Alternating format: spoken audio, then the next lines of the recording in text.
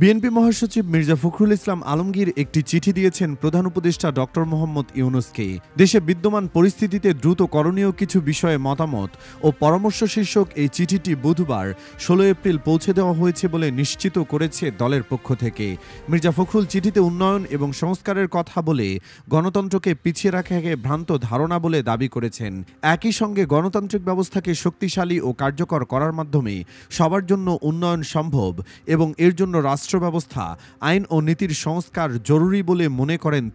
তিনি বলেন, আগে উন্নয়ন পরে গণতন্ত্র এবং আগে সংস্কার পরে গণতন্ত্র উভয় তত্ত্ব ভ্রান্ত।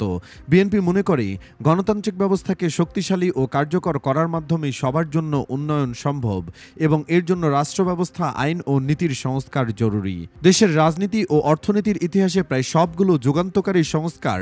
বিএনপির হাত ধরেই এসেছে দাবি করায় চিঠিতে বলা হয়েছে, শহীদ রাষ্ট্রপতি জিয়াউর রহমান ১৯ দফা, দেশনেত্রী বেগম খালেদা জিয়ার ভিশন 2030 এবং ভারপ্রাপ্ত চেয়ারম্যান তারেক রহমানের রাষ্ট্র কাঠামো মেরামতের ২৭ দফা ও অন্যান্য মতামত নিয়ে ঘোষিত ৩১ দফার সংস্কার কর্মসূচির কথা একই সঙ্গে চিঠিতে উল্লেখ করা হয়। সংস্কারের চলমান প্রক্রিয়া তাদের ঘোষণারই অংশ মন্তব্য করে যুক্তিগ্রাহ্য আলোচনাকে স্বাগত জানায় দলটি। তবে দল বা গোষ্ঠীর স্বার্থে সময় ক্ষেপণ করে জনগণকে ভোটাধিকার থেকে বঞ্চিত করার কৌশল তারা সমর্থন করেন না বলে সাফ জানিয়ে দেওয়া হয় চিঠিতে মির্জা ফখরুল ইসলাম আলমগীর প্রয়োজনীয় সংস্কার দ্রুত সম্পন্ন করে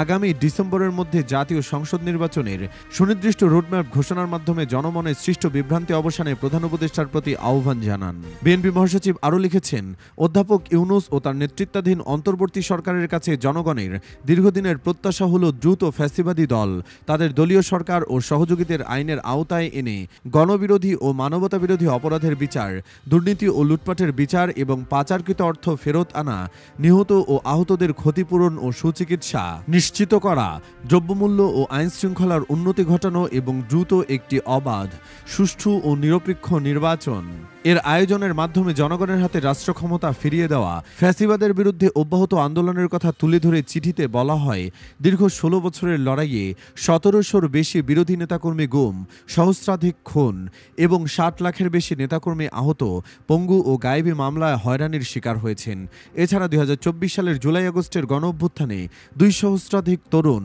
ছাত্র, শ্রমিক এবং নারী শিশু জীবন উৎসর্গ করেছেন এবং আরও কয়েক হাজার আহত ও পঙ্গু হয়েছেন। বিএনপি এই ফ্যাসিবাদের পতন এবং গণতন্ত্র পুনঃপ্রতিষ্ঠার লড়াইকে অসীম আত্মত্যাগ ও সাহসী লড়াইয়ের এক গৌরবজনক ইতিহাস বলে অভিহিত করেছে। চিঠিতে আরও দাবি করা হয়, মহান মুক্তিযুদ্ধ থেকে শুরু করে গণতন্ত্র ও মানবিক অধিকার পুনঃপ্রতিষ্ঠার প্রতিটি লড়াইয়ে নেতৃত্ব দানকারী বা সক্রিয় অংশীদার হিসেবে বিএনপি সর্বদা জনগণের কল্যাণে কাজ করে এসেছে। সেই লক্ষ্যে বিএনপি ২০২৪ সালের জুলাই আগস্টের ছাত্র শ্রমিক জনতার অভ্যুত্থানের সুফল জনগণের কাছে পৌঁছে দিতে এবং তাদের আকাঙ্ক্ষা পূরণে একটি টেকসই ক্ষেত্র তৈরির জন্য সংবিধান অনুযায়ী রাষ্ট্র পরিচালনার ভার গ্রহণে অধ্যাপক ইউনূসের নেতৃত্বাধীন অন্তর্বর্তী সরকারকে সমর্থন জানিয়েছে এবং পূর্ণ সহযোগিতার আশ্বাস দিয়েছে ও সহযোগিতা অব্যাহত রেখেছে।